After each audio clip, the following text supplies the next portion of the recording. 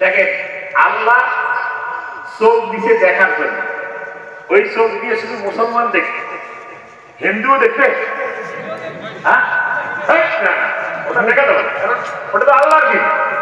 চোখ দিয়ে দেখতে হবে, কান দিয়ে শুনতে হবে, মুখ দিয়ে কথা বলতে হবে। ওটা মুসলমানেরা মুখ দিয়ে কথা বলবে, কান দিয়ে শুনতে, চোখ দিয়ে দেখবে। আর হিন্দু বৌদ্ধ খ্রিস্টানেরা ওরা কান দিয়ে দেখবে, চোখ দিয়ে শুনবে, আর মুখ দিয়ে কি করবে? সিগারেট টানবে নাকি? এখন আল্লাহ যখন বৃষ্টি দেন, সেই বৃষ্টি আল্লাহর যে রহমত বৃষ্টি, এই বৃষ্টি এই আশেপাশে যে মসজিদ আছে ইমাম মুয়াজ্জিনের জমিদানে বেশি হয়, আর দাদা বাবুদের জমিদানে কম হয়। কম হয় সমান? ভালো করে করে ভাইয়া, পরে মুখ তাহলে আল্লাহ যে বৃষ্টির রহমত, এটা আল্লাহ সবার জমিতে সমান ভাবে দেন, দেন কিনা? আল্লাহ দেখে না কোনটা কোনটা মুসলমান, কোনটা হিন্দু, কোনটা বৌদ্ধ, কোনটা আমার মানে, কোনটা তাহাজ্জুদ করে, আর কোনটা আমার গাইলেন। আল্লাহ গাইলেন আমাকে, তার জমি তো আল্লাহ পানি দেন কিনা?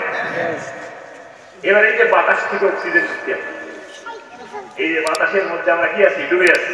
এটা কি ইথার মধ্যে? ইথারের মধ্যে ডুবে আছি। এই ইথার থেকে আমরা অক্সিজেন নিচ্ছি, কার্বন ডাই অক্সাইড ছেড়ে দিচ্ছি। আর হিন্দু বৌদ্ধ খ্রিস্টানেরা ওরা কার্বন ডাই অক্সাইড নেওয়াছে আর অক্সিজেন ছাড়ি যাচ্ছে।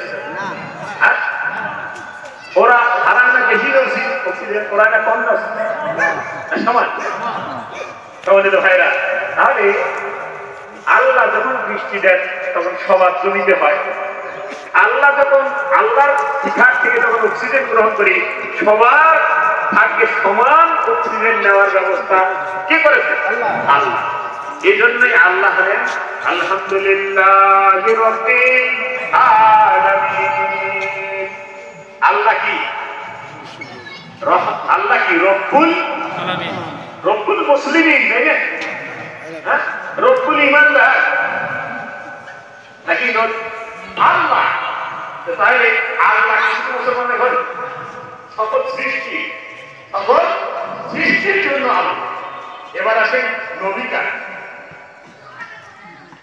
ওমা আরসালনাকা ইল্লা রাহমাতাল লিল আলামিন। আল্লাহ হলেন রব্বুল আলামিন, আর নবী কি? রাহমাতাল লিল আলামিন। বুঝেন ভালো করে কি? রাহমাতাল লিল আলামিন। আচ্ছা, তিনি হলেন মুহাম্মদুর রাসূলুল্লাহ সাল্লাল্লাহু আলাইহি ওয়াসাল্লাম। মানে শুধু নবী শুধু আমার না, সকল সৃষ্টির রহমত।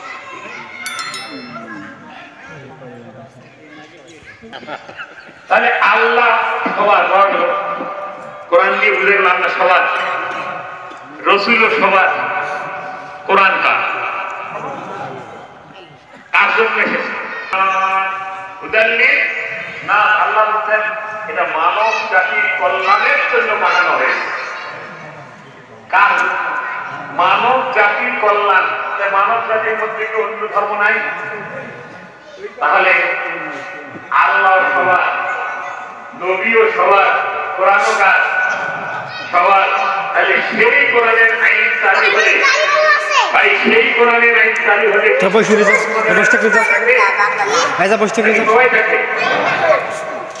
সম্মানিত ভাইয়েরা, আমরা কোরআনের আইন বলতে বুঝি জানেন? কোরআনের আইন বলতে বুঝি হাক্কানি দাও, কোরআনের আইন বলতে বুঝি সঙ্গে তার করো, বললে কোরআনের আইন বলতে বুঝি মিথ্যা সাক্ষী দিলে 8 জোড়া মারো, কোরআনের আইন বলতে বুঝি নেশা খাইলে 120 জোড়া মারো। এই যে এই চারটাই হলো কোরআনের আইন। ভাই এখানে অনেক যুবক ছেলে আছে, আপনি গুগলে যান, লেগে থাকবেন, তাহলে দেখবেন নাম আসবে ডেনমার্ক, নেদারল্যান্ড, আয়ারল্যান্ড, ফিনল্যান্ড।